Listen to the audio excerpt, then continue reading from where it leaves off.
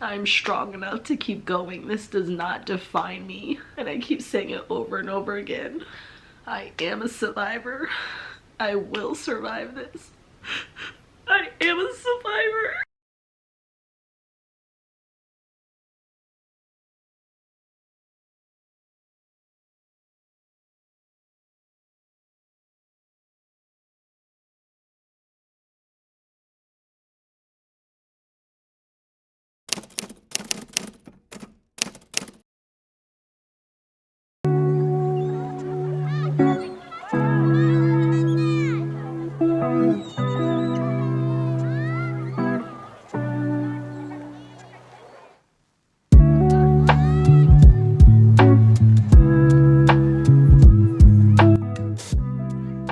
Hi guys, so there is a part of my pregnancy journey and my postpartum journey that I haven't shared with you guys. I kind of kept it to myself because everything was and is still uncertain and I'm still processing everything, and I just wanted to go ahead and start this vlog just because I feel like it's something that I wasn't aware of going into pregnancy, and I feel like it's something that just needs more awareness around. So when we're pregnant, like, we know we're gonna go through so many body changes, so much is gonna happen, and one of those areas is our breasts. Like, they go through lots of changes, and for me in my pregnancy, I started to notice some skin dimpling in my right breast, and I was just like, this is kind of odd, like, what is going on? So I checked into it. I feel like even though you're told through pregnancy, oh, there's going to be so many changes, if you notice anything that's even like slightly off, or you just feel like you need to look into it a little bit more regardless of changes that you're going through, advocate for yourself. And that's pretty much like why I want to share this with you, just because if I hadn't advocated for myself, I wouldn't be where I'm at today. So I'm actually looking at the time, and it's currently 7:30 in the morning. It's February 21st, and we have to get ready to head out because I'm getting a biopsy done today. I'm actually getting 2 biopsies done. So I will share everything a little bit later, but I do have to get ready to go. I just wanted to start the vlog because I've just been so like in my head and feeling really alone. And I feel like my channel and just being able to share with you guys and connect with you guys is what this is all about. And just, you know, remembering that even in moments where I feel alone, that there's somebody out there that is feeling what I'm feeling, and it just brings me comfort knowing that I'm not so alone. So if you're watching this and this is speaking to you, I'm right there with you. You're not alone. So we will definitely chat a little bit later in this vlog, but your girl's gotta go through.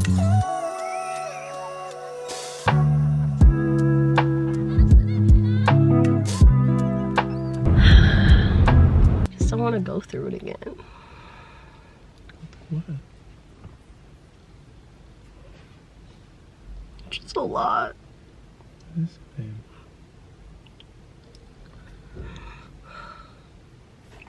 Been feeling really emotional. Hey.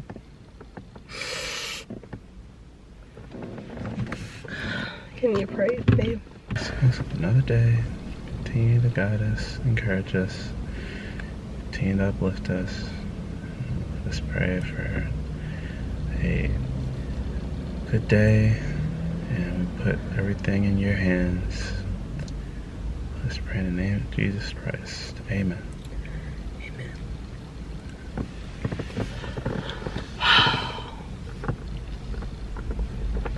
Like I've been okay, like up to this point, like just like, you know, being faithful and knowing everything's gonna be okay. Just always get a little bit scared.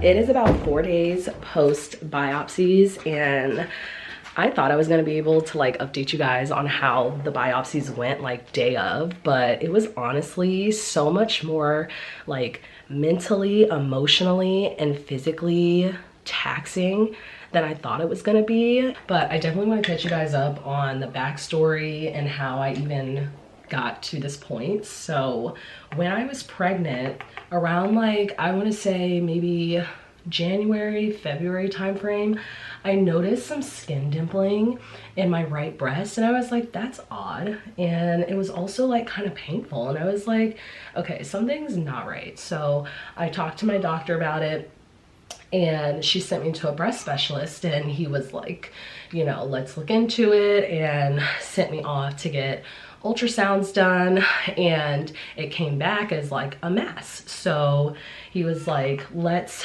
do a biopsy, and I couldn't do a mammogram at the time because I was pregnant. So he had me do an ultrasound biopsy. So they are essentially going in via ultrasound and taking the biopsies of the mass that way. So if you are new here, I just had my son in May 2022, and I was pregnant all last year through the winter.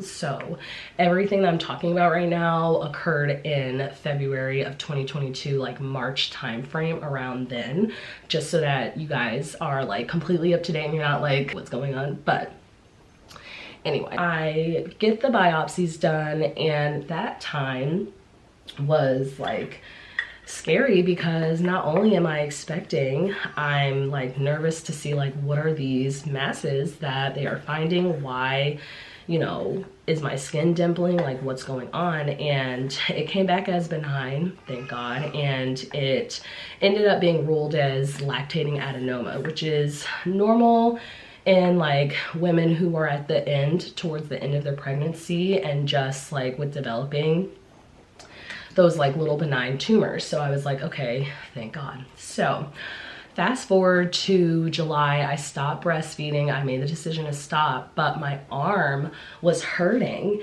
and I didn't realize at the time why that was. I just thought it was because my arm was bent from holding crews all the time, and I just really didn't think about it. And then that went away on its own, and I got a checkup in like November of 2022 just to like check on everything, see how things were going, and everything ended up coming back normal.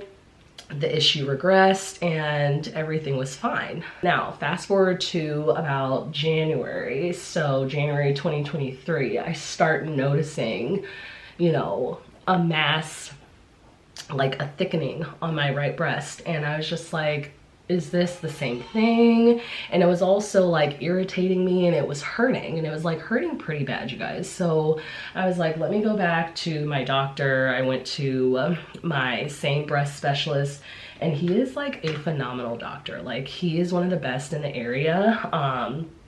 And he's just been so incredible and just like helping me along this journey. So I go back because I just feel like if anything is off and you feel off, go in, be just like on it, just because you just don't know. And now it's like an even more bigger urgency with having Cruz and just having him at the forefront of like all of my decisions. So I went back in, and he was like, you know, well, feeling discomfort is the rule, it's not the exception. And so pretty much what he was saying is like, at my age, at 32, women, you're gonna feel discomfort in your breast. Like that's not something that's out of the normal. But he did take a look at the mass that was there, and he sent me back in to radiology to go and get another ultrasound, and then this time a mammogram, which mammograms, they are not fun. Necessary, but they suck. So I'm at my appointment for the mammogram, and the radiologist wants to speak to me, and I'm already nervous, and she tells me, you know, we found a suspicious mass, and that's all that she can say. There's only so much that she can tell me. And then she also said that they found an abnormal lymph node in my armpit. So they wouldn't have found that if they didn't do the mammogram. So that's what's been causing this strain like in my arm, you guys. Like it even hurts, like if I lift, it's like a strain right in here and like through here a little bit, and it's like been a little bit painful through my hand too. So in that moment, I'm like, oh my gosh, like suspicious mass. I'm a little nervous, I'm overwhelmed. I follow up with my breast specialist doctor, and he essentially explains that this mass is a new mass. It's not from before, because it's about like 2 centimeters off of where the lactating adenoma was found. So it is something that he does want to take seriously, and that is cause for concern because it's a new mass. And he also said with the abnormal lymph node there that usually there's irritation for 2 reasons. It could just be inflamed there because of like, maybe it might be that lactating adenoma again, or it could be something more serious, and that could be a sign. So either way, we're not sure. So he wanted to move forward with getting the biopsy, which leads us to where I was getting my biopsies done. So I told you guys I was getting 2 biopsies done. I actually ended up getting 3. My radiologist wanted to do the 3rd biopsy. She wanted to do a stereostatic biopsy, so that was different than the ultrasound. So the stereostatic biopsy is basically just another way of getting the breast tissue and being able to look at it in a more precise way. It just threw me for a loop because it had to be done using the mammogram machine, and that process, while it's not supposed to be a big painful situation, it was really tough for me. Like, it just kind of just broke me down because I was already really tired.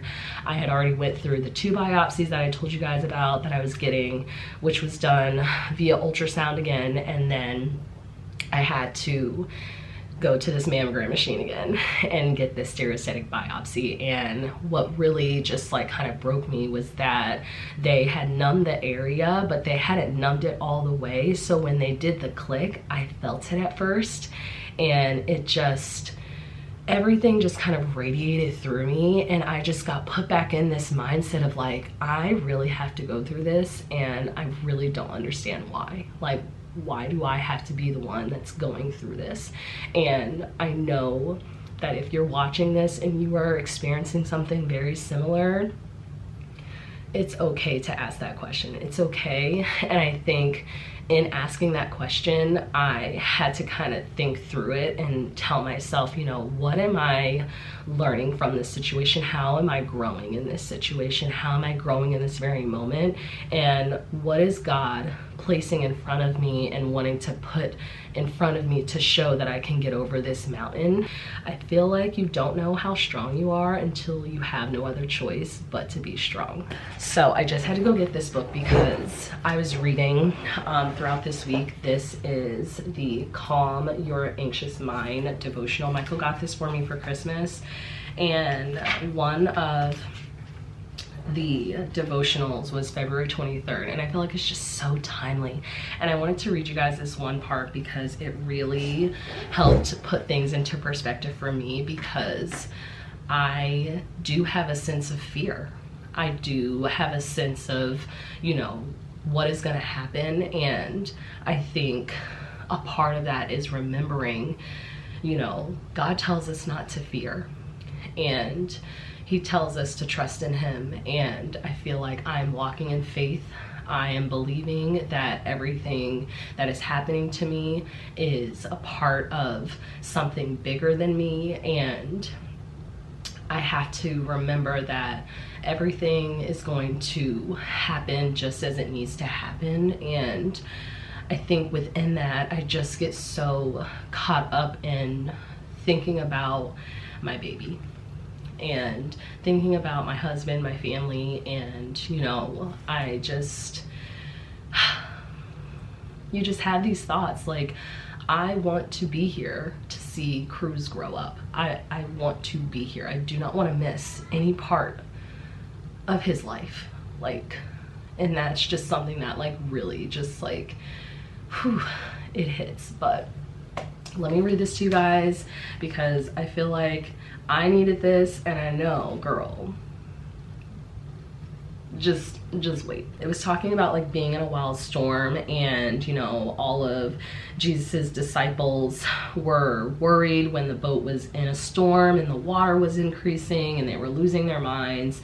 Jesus was asleep, and the disciples woke Jesus shouting, and mark their words as, "Don't you care if we drown?" Jesus's response was, "Why are you so afraid?" Matthew 8:26. "Where is your faith?" Luke 8:25. His tone sounds like this: "Don't you know me at all? I've got this. You should be trusting me with everything by now." He stood up and immediately silenced the storm with the sword. The disciples were stunned at Jesus's jaw-dropping power, his complete and utter authority over the elements. The power of Jesus is still real in this moment. Can he calm the storm in your heart? Does he care when you feel like you're drowning? Are there things in your life he could bring his jaw-dropping power to? The real question is, will you invite him into your storm? March 1st, 2023. Today,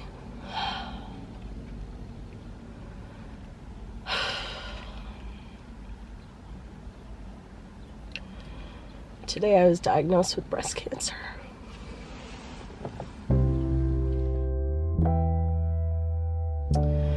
I just keep thinking about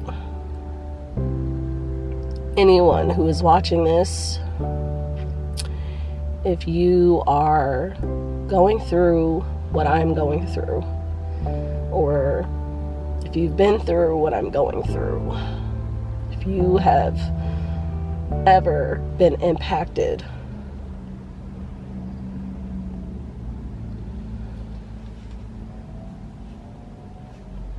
by cancer,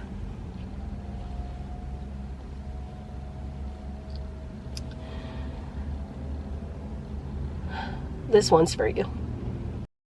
Spinning through identity, reveal another pretty little scheme. Save her mind, hold her